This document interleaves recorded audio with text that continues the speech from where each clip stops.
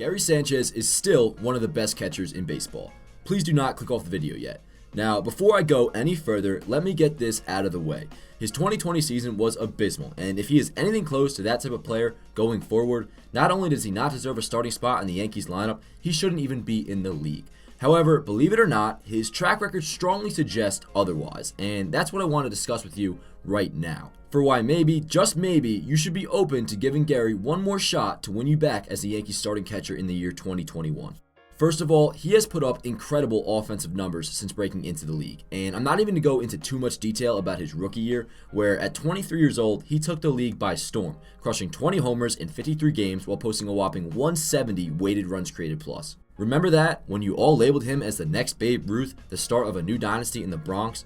Kid was in town for 2 months, and all of a sudden extraordinary expectations were placed on his back, which would make the 2017 season a huge year for him. And guess what? He put up one of the best seasons in franchise history at the position. In 122 games, Gary broke the Yankees' single-season record for home runs by a catcher with 33. That, to go with his 876 OPS, earned him an AL Silver Slugger award. At this point, although the story of his defense was the same as it's always been, he had established himself as one of the premier players at his position.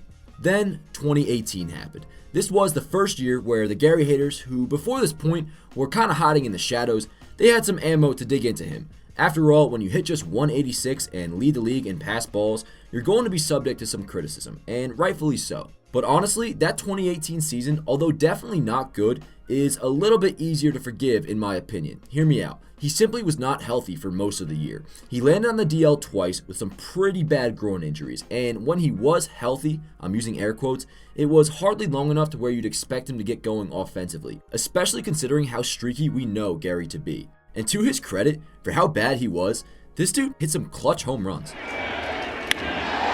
to left field, fair ball, the game's over. See ya! High fly ball, deep center. Going back, Springer. Still back, still back, still back. Driven deep to left center field. There it goes. See ya! And also had a 2-homer game in the Yankees' 1 ALDS win against Boston. But regardless of any of that, you gotta blame Gary for what was just a bad season, right? Well, turns out that November, he had to undergo surgery on his left shoulder, an injury that Yankees GM Brian Cashman stated very well could have affected him performance-wise. So could that have been part reason for Gary's regression? Only the next season, 2019, would tell. Would he be the Gary Sanchez who is one of the most feared hitters in the game, or would he once again suffer from injuries and inconsistency? Well, the answer to that question is both. By early April, he, along with almost every other Yankee, had already hit the injured list. Fortunately, it'd be a quick stint for Gary and he would return to the Bronx rather soon after. But what was even more fortunate was that Gary was absolutely destroying the baseball. After seeing him have 3-homer games, High drive, did he get enough? Going back, Smith, track, wall, see ya! Another home run for Sanchez, 3 on the game. grand slams, High drive, left field, Austin turns, looks, see ya! A grand slam for Gary Sanchez. and some damn clutch home runs, On a 2-2 pitch. Sends this one the other way. Bradley backs back. That ball is gone.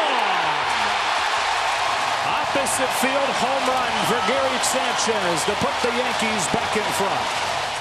It was clear, Gary Sanchez was back. Through June 21st, he was hitting .274 with 23 homers in just 56 games, giving him a weighted runs created plus of 149. He was by far and away the Yankees' most lethal offensive force, which earned him his second career All-Star selection. But with Gary, as you all know, nothing will ever be perfect or go smoothly per se. He would later land on the IL twice while seeing his numbers dip due to his well-known streakiness.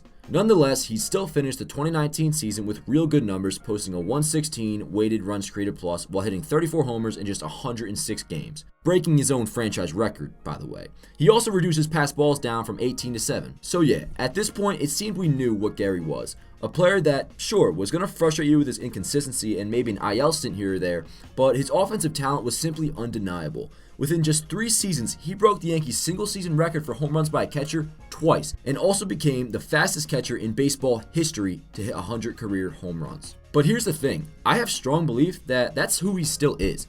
Yeah, he was abysmal in 2020, there's no denying it, like I said, and like all of you know.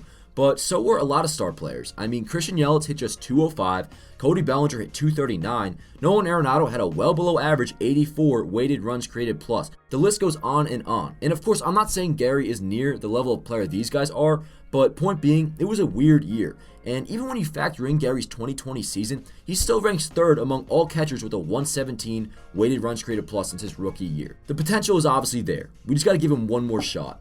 And honestly, whether this video convinced you or not, he's going to be the Yankees starting catcher to begin the 2021 season. So, guess you just got to deal with it.